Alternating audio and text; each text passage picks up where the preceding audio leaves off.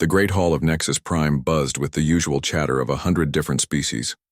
Counselor Veltar adjusted his scaled neck as he reviewed the day's agenda on his datapad. Nothing important today, just trade disputes and resource allocation. The same boring politics that had kept the galaxy peaceful for 300 years. Ambassador Crix clicked her mandibles in annoyance. Her insect-like compound eyes scanned the chamber as other council members took their seats. The Saurid Empire representative was late again, and the ethereal communion delegate was floating in that annoying way they always did during sessions. "Order, order," called Prime Counselor Azreth from the central platform. His blue skin shimmered under the chamber lights as he raised his forearms for attention. "We begin today's session with routine matters." That's when the first alarm sounded, not the gentle chime that announced new arrivals or the soft buzz of emergency communications. This was something different. A sharp, urgent wail that hadn't been heard in the council chambers for over 2 centuries. Veltar's head snapped up from his datapad. Around the chamber, hundreds of alien representatives looked confused. Security Chief Forthan, a massive creature with gray stone-like skin, was already moving toward the main communication console. "What's the meaning of this?" Azreth demanded. Forthan's deep voice rumbled through the chamber. "We're receiving a transmission, Prime Counselor, but it's not coming through normal channels." "Explain." "The signal is broadcasting on all frequencies simultaneously. Our quantum encryption means nothing to whoever is sending this. They're bypassing every security protocol we have." The chamber fell silent. In 300 years of galactic civilization, no one had ever broken council communication systems. It was impossible. The quantum encryption was based on mathematical principles that couldn't be cracked, even by the most advanced species in the galaxy. "Put it through," Azreth said after a moment. The main display activated, showing nothing but empty space. Then, a voice spoke, clear, calm, and speaking in perfect galactic standard. "Greetings, Galactic Council. This is Admiral Hyun Woo of the Terran Defense Fleet. Humanity requests immediate audience with the Council leadership." Confused murmurs filled the chamber. Veltar looked around at his fellow counselors. Many were checking their datapads, searching for any reference to this Terran species. "Terran?" whispered Ambassador Crix. "I've never heard of them." Veltar had heard the name before, but only in old archives. "Humans," he said quietly. "An extinct species from the Outer Rim. They destroyed themselves centuries ago." Prime Counselor Azreth activated his response transmitter. "Unknown vessel. Please identify your species and location. We have no record of any active Terran civilization." The response came immediately. "We are approaching Nexus Prime and will arrive within the hour. We suggest you prepare for our arrival." "Impossible," Security Chief Forthan growled. "Our deep space sensors show nothing approaching this system. Long-range detection would have spotted any vessel days ago." The voice from the transmission remained calm. "Check your sensors again." Forthan's massive hands moved across his control panel. His gray face went pale. "Prime Counselor, I'm reading a massive energy signature. It just appeared on our screens." "How massive?" Azreth asked. "Bigger than anything in our databases. The energy output suggests a vessel over 1 kilometer in length." The chamber erupted in shocked voices. Ships that large were theoretical at best. The engineering challenges alone made such construction impossible for any known species. The materials needed, the power systems required, the structural integrity, problems, it couldn't be done. "Visual confirmation?" Azreth demanded. "Coming now," Forthan replied. The main display shifted to show the outer edge of the Nexus Prime system. At first there was nothing but stars and empty space. Then something changed. The stars began to disappear. Not blocked by an object, they simply vanished as if space itself was eating them. A dark shape emerged from the void, growing larger as it approached. The vessel appeared to absorb light rather than reflect it, making it look like a hole cut out of reality. "By the ancient gods," whispered Elder Zephon, the oldest member of the council. His ancient eyes had seen the rise and fall of civilizations, but never anything like this. The ship was beautiful in a terrifying way. Sleek lines flowed from bow to stern like a predator built for hunting.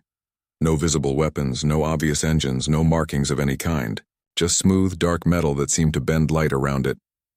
"Scans?" Azreth asked, his voice barely steady. "Attempting now," Vorthon replied. His fingers worked frantically at his controls. "Nothing.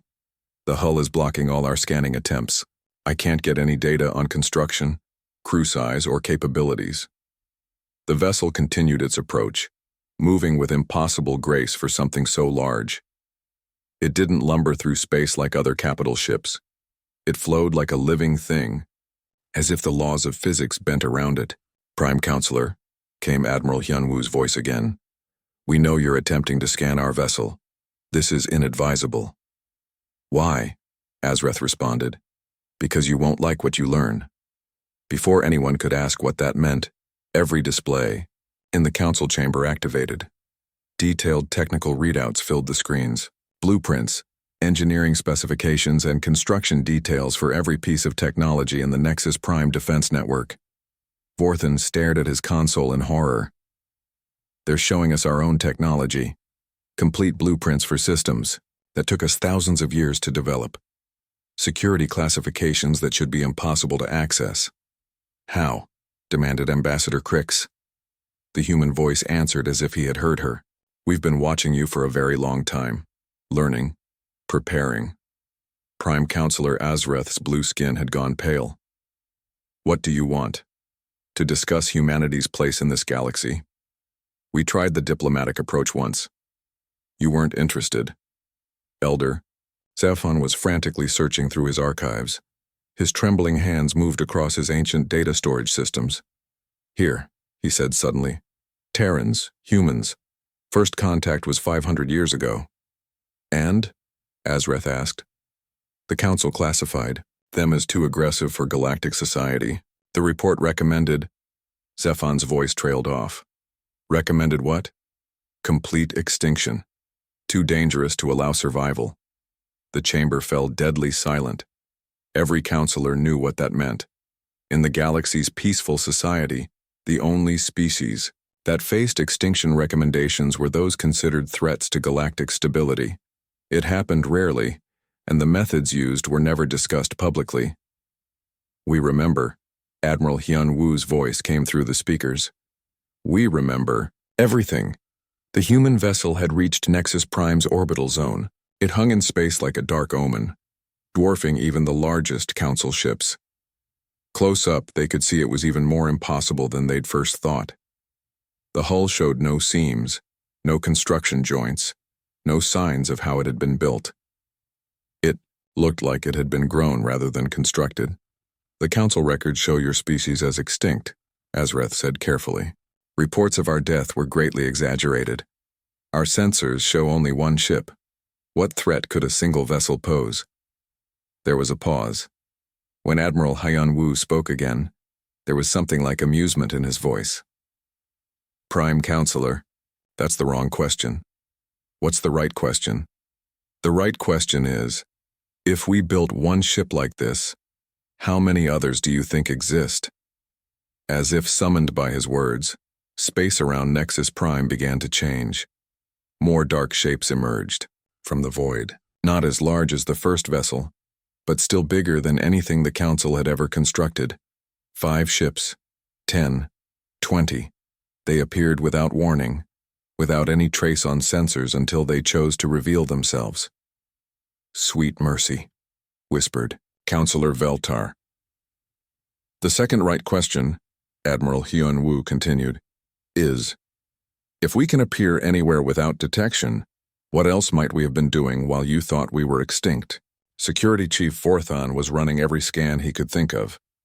"Prime Counselor, I'm detecting energy signatures that don't match any known technology.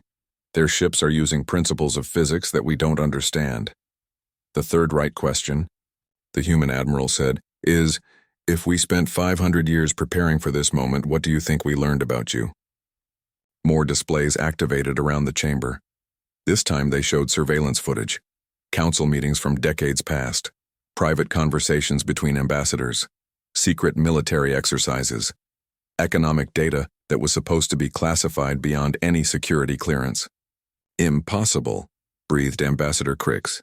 Those are from secure facilities across the galaxy. Nothing is secure from someone who has been watching for centuries, Admiral Hyun-woo replied. We know your military capabilities. We know your economic weaknesses. We know which species are allies and which are preparing for war. We know things about your own governments that you don't know. Elder Zephon found another file in his archives. His face went white as he read. The extinction protocol, he whispered. They used atmospheric poisoning, designed to make the species sterile within 3 generations. It almost worked, Admiral Hyun-woo acknowledged. But humans are survivors. We adapted. We learned. And we spent every day of the last 500 years making sure this could never happen again. Prime Counselor Azreth tried to maintain his diplomatic composure, but his 4 hands were shaken. Dr. Nara stood in the observation deck of the Indomitable, watching the alien station grow larger through the transparent aluminum viewport. Nexus Prime looked exactly like the intelligence reports had described it, a massive structure of gleaming, metal and crystal, home to thousands of species who thought they ruled the galaxy. She turned to the holographic display floating beside her. The data scrolled past in neat columns, 500 years of careful planning summarized in numbers and charts. Behind her, the soft hum of the ship's systems provided a constant reminder of humanity's technological achievement. Beginning historical. Briefing, she said to the empty room. Her voice activated the ship's recording systems. This moment needed to be documented. Future generations would want to know how humanity had reached this point. The hologram shifted, showing an image of Earth as it had been 5 centuries ago. Blue oceans, white clouds, green continents, home to 8 billion humans who had just begun to reach for the stars. Human expansion phase began in 2387, Nara continued. 17 colony ships had been launched to nearby star systems. Earth's population was preparing for the next wave of interstellar settlement. We thought we were alone in the universe. The image changed to show the moment everything went wrong. A massive alien vessel dropping out of hyperspace near Earth's moon. Not attacking, just watching. Studying. First contact occurred on March 15, 2389. The vessel identified itself as a Galactic Council survey ship. Commander Park Jun established communication protocols and welcomed them to human space. Nara's expression darkened as she continued. The Council representative, a being called Surveyor Prime Zelthan, spent 6 months in Earth's system. They studied our technology, our biology, our social structures. They seemed friendly, interested in trade and cultural exchange. Another image appeared. Humans and aliens working together at a space station. Scientists sharing data. Diplomats discussing treaties. It looked peaceful and hopeful. What we didn't know, Nara said, was that Surveyor Prime Zelthan was writing humanity's death sentence. The hologram displayed the Council's classified report on humanity. The text was in Galactic Standard, but Nara had memorized every word during her years of research. Species designation, Terran. Classification, aggressive expansionist, threat level, extreme, recommendation, immediate extinction protocol, reason, incompatible with galactic peace. She paused, letting the weight of those words settle. The Council decided that humans were too dangerous to exist. Not because we had attacked anyone, not because we had broken any laws, but because we had the potential to disrupt their perfect, peaceful galaxy. The next images were harder to watch. Colony ships that never reached their destinations, Earth's orbital facilities mysteriously exploding, industrial accidents that weren't accidents at all. The extinction protocol was subtle, Nara explained. No direct attacks, no obvious warfare, just a series of unfortunate events that would slowly strangle human civilization. The hologram showed atmospheric readings from Earth during those dark years. Chemical compounds that shouldn't have existed. Toxins designed to attack human reproductive systems. The atmospheric poisoning was the most insidious part, introduced through what appeared to be natural sources, volcanic eruptions, forest fires, industrial accidents, all caused by alien intervention, all designed to make humanity sterile within 3 generations. Nara's hands clenched as she watched the data scroll past. Birth rates plummeting, genetic disorders increasing, entire generations born unable to have children of their own. By 2450, Earth's population had dropped to 3 billion. By 2480, it was down to 1 billion. The Council's plan was working perfectly. The scene shifted to show the underground facilities where humanity's survivors had gathered. Hidden bases in asteroid belts, secret research stations in dead systems, refuges built in the darkest corners of space. But humans are survivors, Nara said with pride. Dr. Li Yian discovered the alien toxins in 2463. Commander Dong Min organized the evacuation of Earth's remaining population. Admiral Kang Ho began planning humanity's response. The hologram displayed the massive undertaking that followed. Millions of humans abandoning Earth, not in the colony ships they had dreamed of, but in secret transports fleeing to hidden bases. The home world left to die while its children escaped to the void. The official records show that humanity went extinct in 2501. Earth's last radio transmission stopped. The planet appeared lifeless. The Council marked us as successfully eliminated and moved on to other business. Nara smiled grimly. What they didn't know was that we had learned the most important lesson in the galaxy. The only way to survive was to become invisible. The images changed to show the hidden human civilization that grew in the darkness between stars. Asteroid, bases that looked like dead rock from the outside, research stations built inside ice comets, shipyards constructed in the shadow of gas giants. We spent the next 500 years doing 3 things, Nara continued. First, we learned everything we could about our enemies. Second, we built technology that could match or surpass theirs. Third, we made sure they never knew we still existed. The hologram showed the incredible scope of human infiltration. Agents with modified biology walking among alien species, observers in every major system, spies in the highest levels of galactic government. Commander Jin Ho's intelligence network is our greatest achievement, Nara said. Human agents have been reporting from Council space for 4 centuries. Every species, every government, every military installation. We know them all. She gestured, and the display showed the technological achievements humanity had made in exile. Ships that could bend space around them. Weapons that used principles of physics the Council didn't understand. Materials that shouldn't be possible to create. Engineer Yule and his team didn't just advance human technology. They reimagined it completely. Where aliens built machines, we built organisms. Where they created tools, we created extensions of ourselves. The Indomitable itself was the perfect example. Nara walked to the wall and placed her hand on the smooth surface. The metal responded to her touch, becoming warm and almost alive. This ship isn't constructed in the traditional sense, it's grown. Biomechanical systems that adapt and evolve. The hull isn't just armor, it's a living membrane that can heal itself and change its properties as needed. She turned back to the hologram, which now showed the vast fleet hidden throughout the galaxy.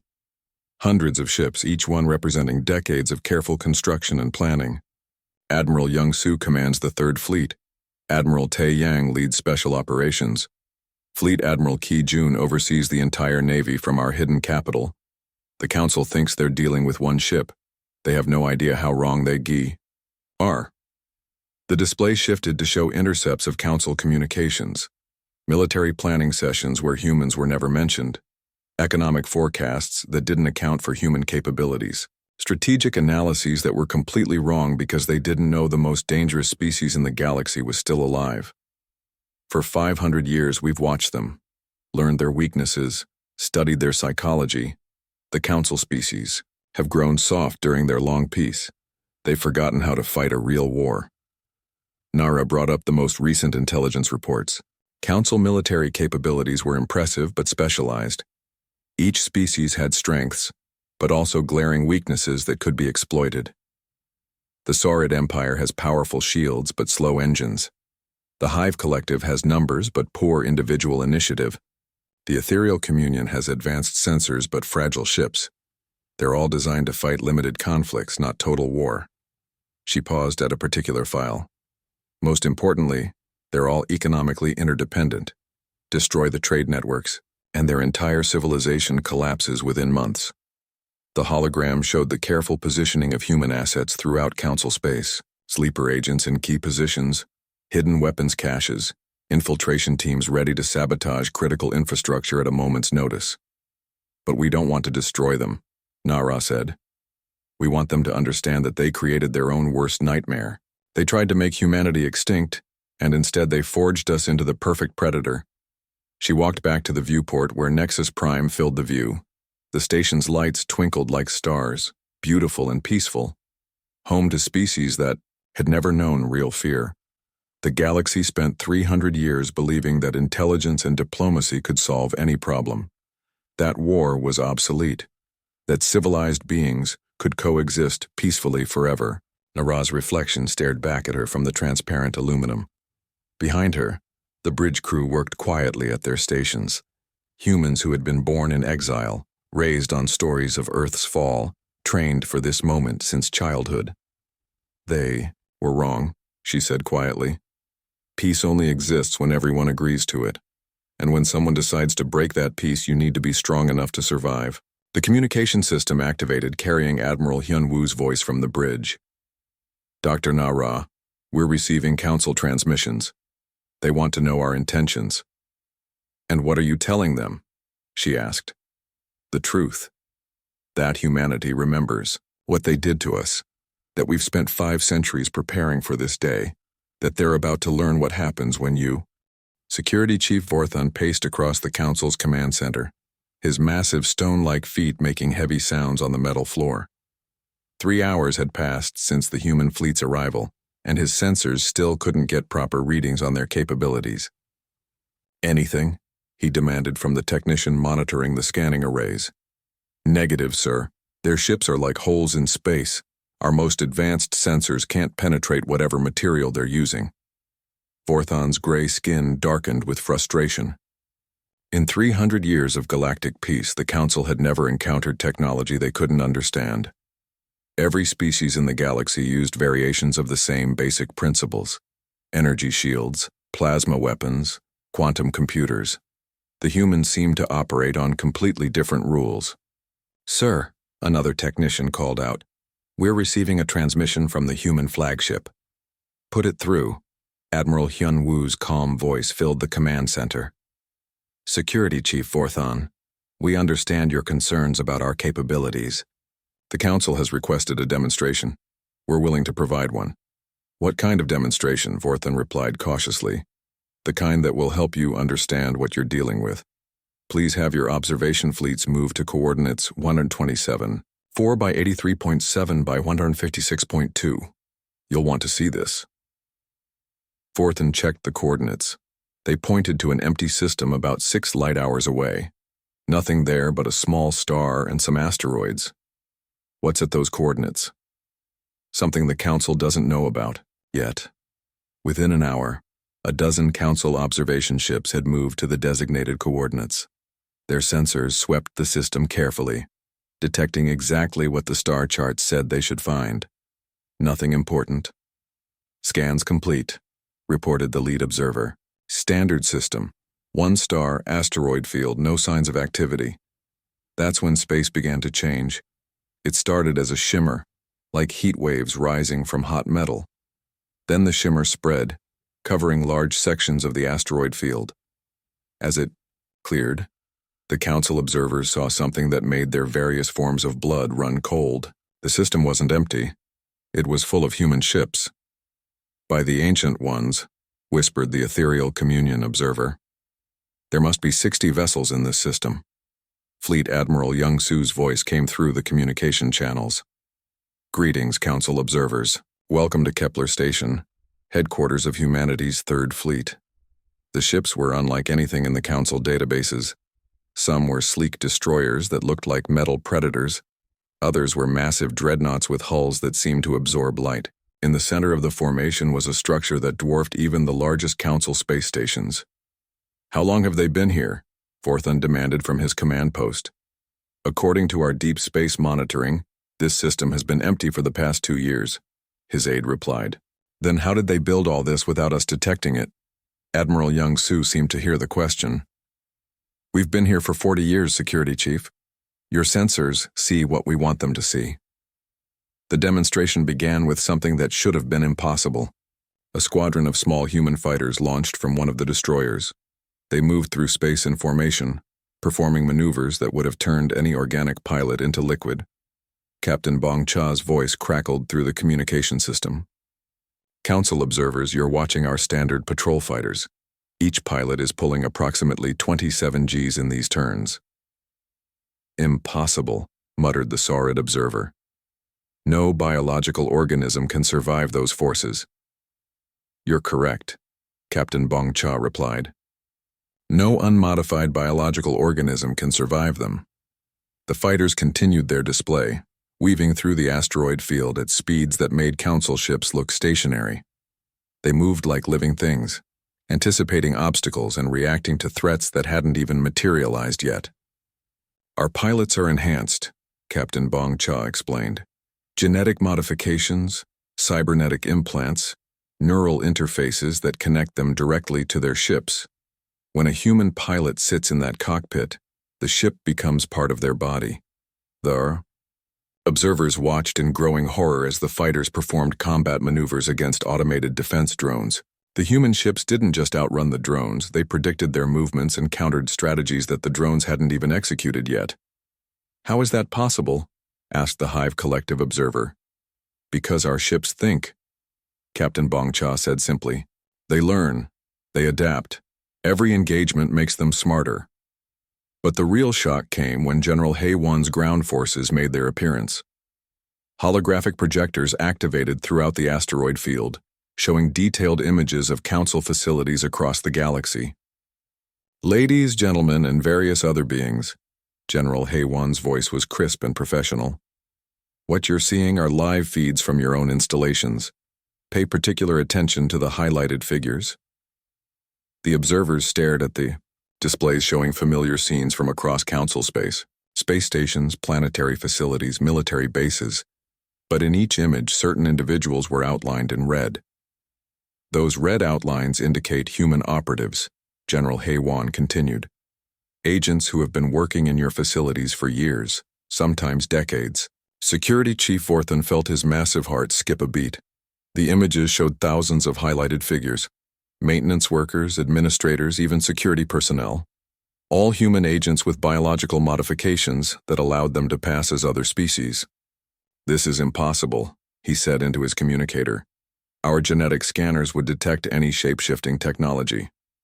You're thinking too small, Security Chief, General Hae-Won replied. We don't use shape-shifting. We use actual biological modification, surgical alteration of bone structure, organ placement, even brain chemistry. Our agents don't pretend to be other species. They become other species. The demonstration continued with images from inside Council government buildings. Humans working as translators, advisors, even personal assistants to high-ranking officials. They had been there for so long that they were considered trusted members of the staff. The woman serving tea to Councillor Veltar right now, General Hae-Won said, highlighting a figure on one of the displays. Her name is Agent Young Mi. She's been in that position for 7 years.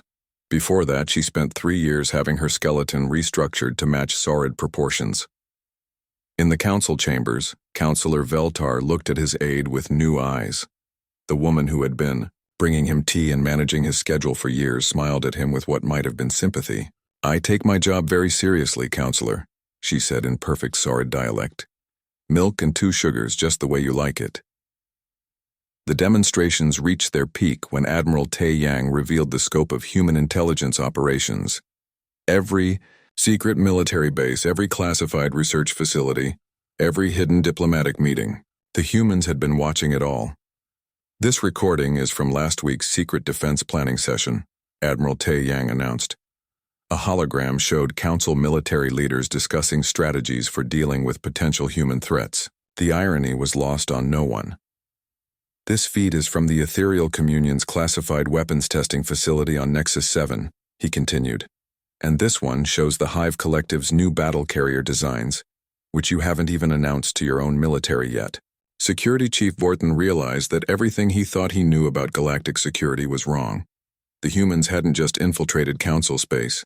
They had been living there for centuries, learning every secret, watching every move. The question you should be asking, Admiral Tae Yang said, is not how we got this information. The question is, what don't we know about you?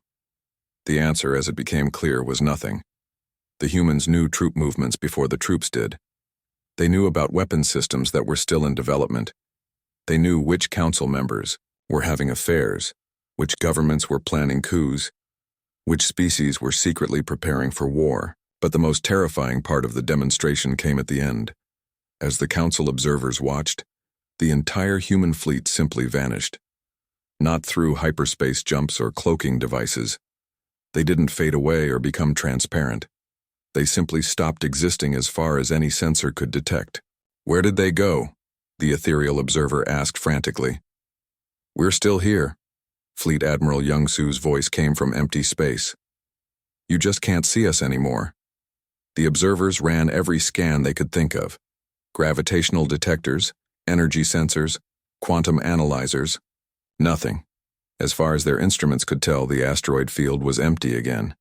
This is our normal operational state, Admiral Young-Soo explained. When we want to be seen, you see us. When we don't, you don't. It's that simple. Security. Chief Vorton felt something he hadn't experienced in 300 years of peacekeeping. Genuine fear. The humans weren't just technologically superior. They were invisible predators in a galaxy that had forgotten how to hunt. You've been living next to us for 500 years. Admiral Hyun-woo's voice came from the Indomitable. Sharing the same space, breathing the same air, never knowing we were there. How does that make you feel? The question hung in the air like a challenge. The Council had built their entire civilization on the assumption that they were the dominant force in the galaxy, that their technology was supreme, their security absolute, their knowledge complete. Ambassador Ji-hai walked into the council chambers with the confidence of someone who held all the cards. Behind her, the massive form of Admiral Hyun-woo followed, his dress uniform crisp and formal. The two humans moved through the chamber like they owned it, which in many ways they now did. Prime Counselor Azreth had called an emergency session. Representatives from every major species in the galaxy filled the chamber, their various forms creating a rainbow of alien biology. But all eyes were on the two humans who had changed everything. The Council recognizes Ambassador Ji-hai of the Terran government, Azreth announced, his forearms trembling slightly as he spoke. Ji-hai moved to the central speaking platform with easy grace. Her dark hair was pulled back in a simple style, and she wore a black diplomatic suit that made her look both professional and dangerous. Thank you, Prime Counselor, she said in perfect galactic standard. Before we begin formal negotiations, I want to address the rumors that have been spreading since our arrival. She gestured, and holographic displays activated throughout the chamber. First, yes, humanity is making demands of this council. Second, yes, we have the capability to enforce those demands. Third, no, we are not here for revenge. The displays showed star charts marking human territorial claims. Dozens of systems scattered throughout the galaxy, most of them officially listed as empty or unimportant. Humanity claims sovereignty over these 47 star systems, Ji-hai continued. We're not asking for permission. We're informing you of existing fact. We've been living in these systems for centuries. Counselor Veltar raised his scaled hand. Those systems include some of our most important trade routes. Correct, Ji-hai replied without concern, which is why we're offering to negotiate passage. Rights. Under human protection, your trade ships will be safer than they've ever been. The implied threat was clear. Council ships could use those routes only if humanity allowed it. And if humanity didn't allow it, the trade networks that held galactic civilization together would collapse. Elder Zephon spoke from his ancient seat. What assurance do we have that you won't use this leverage to control galactic commerce? Ji-hai smiled, and it wasn't entirely pleasant. The same assurance you gave us when you decided whether humanity deserved to exist. None. A murmur of uncomfortable voices filled the chamber. The humans were making it clear that the old rules no longer applied. However, HFY continued, humanity has no interest in destroying galactic civilization. We want to be part of it. As equal partners. Admiral Hyun-woo stepped forward. The key word is equal. The Council spent 300 years believing that it was the ultimate authority in this galaxy. That time is over. Prophet Xeris of the Ethereal Communion rose from his floating meditation platform. His translucent form shimmered with agitation. You speak of partnership, but you demonstrate only force. How are we to trust a species that threatens our very existence? With respect, Prophet, Admiral Hyun-woo replied, you're the ones who demonstrated force first. You attempted genocide. We're simply making sure it never happens again. The chamber erupted in angry voices. Some species demanded that the humans be expelled from council space. Others argued for negotiation. A few quietly suggested that perhaps it was time to accept the new reality. Ambassador HFY waited for the noise to die down before continuing. Humanity's demands are simple. Recognition of our sovereignty, compensation for the damages inflicted during your extinction protocol, and formal admission to the Galactic Council with full voting rights. Compensation? Azreth asked carefully. 500 years of lost development, 8 billion lives that were never lived, the destruction of our homeworld, the psychological trauma of near extinction. We calculate the debt at approximately 4 trillion standard credits. The number hit the chamber like a physical blow. 4 trillion credits was more than most species' entire economic output for a decade. That's impossible, stammered the trade representative from the Commercial Guild. The galactic economy couldn't handle that kind of transfer. Then we'll accept payment in technology, resources, and territorial concessions, HFY replied smoothly. We're reasonable people. Admiral Tae Yang's voice came through the communication system from somewhere in space. We should mention that during our intelligence operations, we discovered some interesting financial irregularities in council accounting. New displays activated, showing financial records that should have been classified beyond any security clearance. Bank transfers, resource allocation, secret funding for military projects.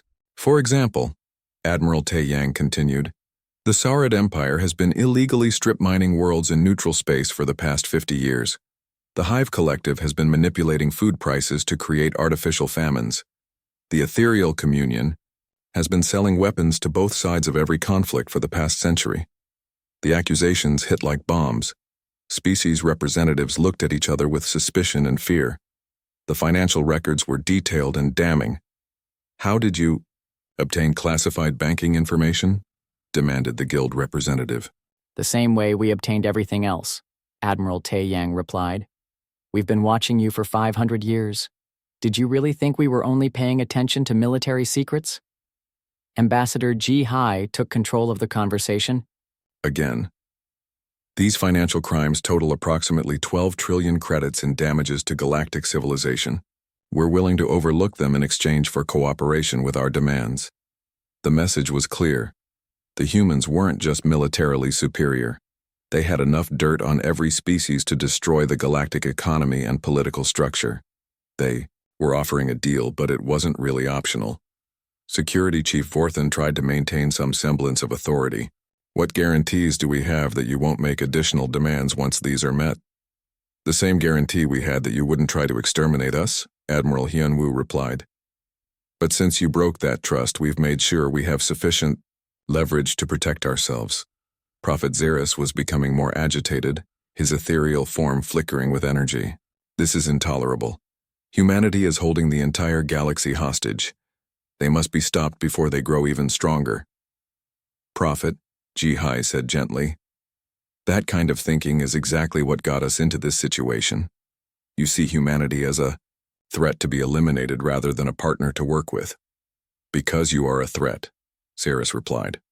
You've demonstrated capabilities that upset the natural order of galactic civilization.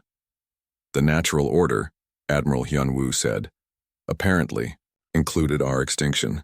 Forgive us if we're not eager to return to that arrangement. The debate continued for hours. Some council members argued for acceptance of human demands. Others pushed for resistance, claiming that giving in would set a dangerous precedent. A few suggested military action, though those voices quickly fell silent when reminded of the human fleet's capabilities. During a recess, private communications flew between species representatives. Secret meetings were called to discuss response options. Alliance proposals were drafted and redrafted. What they didn't know was that every one of those communications was being intercepted. When the session resumed, Ambassador Ji-Hai was holding a datapad with transcripts of their private conversations. Before we continue, she said, I should address the secret military alliance being proposed by the Saurid Empire, Hive Collective, and 3 other species. The chamber fell silent. The species she had named looked around in shock and fear. The plan involves a coordinated assault on human positions using combined fleet tactics and experimental weapons. Ji-Hai continued, reading from the datapad. The attack would begin with an electromagnetic pulse designed to disable human communications, followed by a full-scale invasion of our territorial claims. Councillor Veltar's scales had gone pale. How did you... The meeting was held in conference. Room 7 of the Saurid Embassy, Ji-Hai replied. Yesterday at 14:30 local time. Tea was served. The third participant from the left was concerned about civilian casualties. The Hive representative suggested that acceptable losses were part of any military operation. She looked up from the datapad with eyes that seemed to see straight through them. Gentlemen, did you really think you could plan a war against us in secret? Admiral Tae Yang's voice came through the speakers again. For what it's worth, your plan had several tactical flaws. The electromagnetic pulse wouldn't affect our quantum encrypted communications. Your combined fleets would be outnumbered 3-to-1 by forces you can't detect.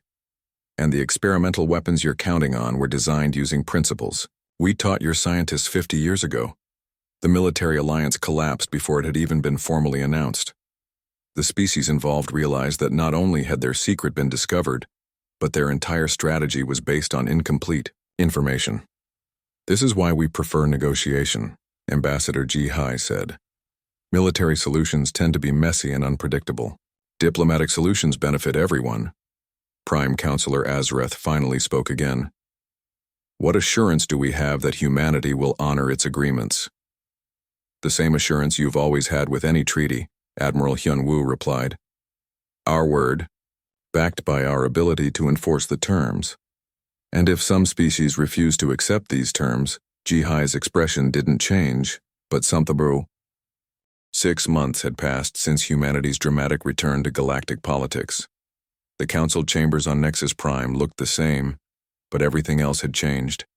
New representatives sat in seats that had been empty for centuries. New protocols governed discussions that had once been limited to established species. And at the center of it all, humanity had taken its place as an equal partner in galactic civilization. Emperor Ki-Jun appeared on the main holographic display, his image, transmitted from the hidden human capital somewhere in the depths of space. Beside him stood Empress Su-Jin, her sharp eyes scanning the assembled alien representatives with the calculating gaze of someone who had spent her life planning for this moment. Honored delegates, Emperor Ki-Jun began, his voice carrying the authority of someone who ruled a civilization that had survived extinction. We gathered today to formalize the new structure of galactic governance. The past 6 months had not been peaceful. 3 species had attempted to resist human integration into the galactic community. 2 had quickly changed their minds when their trade routes mysteriously became unsafe and their communications networks experienced technical difficulties. The 3rd had simply vanished from galactic politics entirely.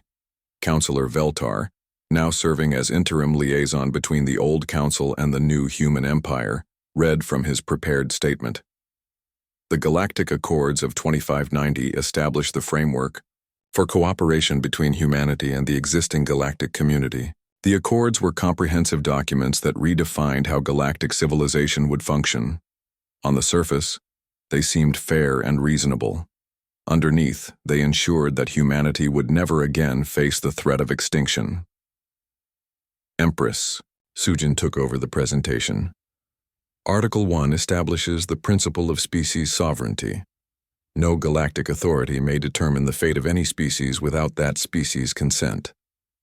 It was a direct response to the Council's attempt to exterminate humanity. The rules seemed to protect everyone equally, but in practice, it protected humanity most of all. No one would ever again be able to vote on whether humans deserve to exist. Article 2 defines territorial rights and expansion protocols, she continued. All species have the right to claim and develop star systems within reasonable limits. The reasonable limits were defined by humanity's ability to enforce them. The 47 systems they had claimed were just the beginning. As the galaxy's most technologically advanced species, they would naturally acquire more territory through peaceful expansion and economic development. Elder Zephon raised his ancient hand. What of species who refuse to accept these accords? Emperor Ki-jun's expression didn't change. The accords are not optional. They represent the new reality of galactic civilization. Species may choose how they participate, but participation itself is mandatory. Council Remnant leader Queth had been organizing resistance to human hegemony for months. His coalition of hardline species refused to accept that the galactic order had changed. They met in secret, planned encoded communications, and prepared for what they called the liberation of the galaxy. What they didn't know was that every meeting had been monitored. Every plan had been anticipated. Every communication had been decoded before it was even sent. Admiral Tae Yang's voice came through the speakers from somewhere in the darkness of space. Leader Queth, your coalition currently consists of 17 species across 43 star systems. You've been stockpiling weapons in hidden facilities on 6 different worlds. Your planned attack on human shipping routes is scheduled for next Tuesday. The chamber fell silent. Queth's scaled face went pale as he realized that his secret resistance had never been secret at all. How is this possible, he whispered. Because we've been watching you since before you even knew humans existed, Admiral Tae Yang replied. Did you think 500 years of intelligence gathering stopped when we revealed ourselves? Empress Su Jin brought up a holographic display, showing the resistance movement's organizational structure. Every member was identified, every weapon cache was located, every plan was documented in excruciating detail. Leader Queth, your cause is admirable, she said with something that might have been sympathy. The desire to maintain independence is natural, but your methods are flawed. The display showed the tactical analysis of the Resistance's planned operations. Every strategy had been wargamed by human military computers. Every possible outcome had been calculated. The Resistance's chance of success was exactly 0. You're fighting yesterday's war with yesterday's thinking, Admiral Hyun. Wu's voice joined the conversation from the Indomitable. You assume that humanity wants to conquer and control. We don't. We want to survive and prosper. Then why all the threats? Queth demanded. Why the demonstrations of power? Because the last time we relied on goodwill and cooperation, you tried to exterminate us, Empress Sujin replied simply. This time we're making sure everyone understands the consequences of that kind of thinking. The truth was that humanity's approach to galactic dominance was unlike anything the galaxy had seen before. They didn't want to rule through oppression or fear. They wanted to rule through being indispensable. Article 3 of the Accords establishes the Human Protection Guarantee, Emperor Ki-jun announced. Any species that accepts human partnership receives full protection against external threats. The guarantee was remarkably generous. Human technology, military support, and economic assistance were available to any species that acknowledged the new galactic order. Trade routes would be safer than they had been in centuries. Conflicts would be resolved before they became wars. Resources would be shared more efficiently than ever before. But the price of this protection was acknowledgement of human superiority. Article 4 establishes the Technology Sharing Protocol. Empress Sujin continued. Human advances in science and engineering will be made available to partner species based on their level of cooperation. This was perhaps the most insidious part of humanity's strategy. They offered technological advances that could revolutionize entire civilizations. medical breakthroughs that could extend lifespans, engineering techniques that could improve quality of life, scientific discoveries that could solve resource shortages. All they asked in return was loyalty.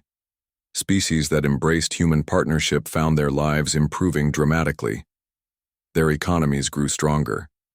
Their people lived longer and healthier lives. Their expansion into new systems was supported by human expertise and protection. Species that resisted found themselves increasingly isolated. Their technology became obsolete. Their trade partners drifted away. Their expansion efforts faced mysterious difficulties. It wasn't conquest in the traditional sense. It was evolution through selective pressure. Humanity was reshaping galactic civilization by making cooperation more profitable than resistance. "What about species neutrality?" asked Ambassador Crix, her insectoid voice clicking with concern. "Can we choose neither partnership nor resistance?" Emperor Ki-Jun considered the question carefully. Neutrality is a luxury that exists only when all parties agree to respect it. The galaxy tried neutrality with humanity 500 years ago. The result was an attempted genocide. "We learned from that experience," Empress Sujin added. "True. Security comes from strength, not from hoping that others will leave you alone." The message was clear. There were no neutral parties in the new galactic order. Every species was either a human partner or a potential threat. And potential threats had a tendency to face unfortunate accidents. Council Remnant Leader Queth made one final attempt at defiance. "This is tyranny disguised as cooperation. You're forcing the entire galaxy to submit to human will." "Leader Queth," Admiral Hyunwoo replied, "tyranny is attempting to exterminate a species because you decide they're too dangerous to exist. What we're offering is partnership based on mutual respect and shared prosperity. And if we refuse that partnership?" There was a long pause. When Emperor Ki-Jun spoke again, his voice carried the weight of 5 centuries of preparation. "Then you'll discover that humanity learned some very important lessons about survival. The most important lesson is that when someone tries to destroy you, you make sure they never get a second chance." The threat was subtle but unmistakable. Species that refused to cooperate wouldn't face direct military action. They would simply find themselves alone in a galaxy where everything important was controlled by humanity and their partners. Economic isolation, technological stagnation, gradual irrelevance, not destruction, but a slow fade into insignificance. "The choice is yours," Empress Sujin said. "Prosperity through cooperation, or isolation through resistance. But the choice itself is not optional. Every species will make a decision, whether they realize it or not." Over the following months, the choice became clear to every government in the galaxy. One by one, species signed the Galactic Accords. Some did it enthusiastically, embracing the opportunities that human partnership offered. Others did it reluctantly, recognizing that resistance was futile. A few tried to hold out. They disappeared from galactic politics quietly and completely, not through violence or conquest, but through becoming irrelevant to everything that mattered. The galaxy entered what historians would later call the Pax Humana. Trade flourished under human protection. Scientific advancement,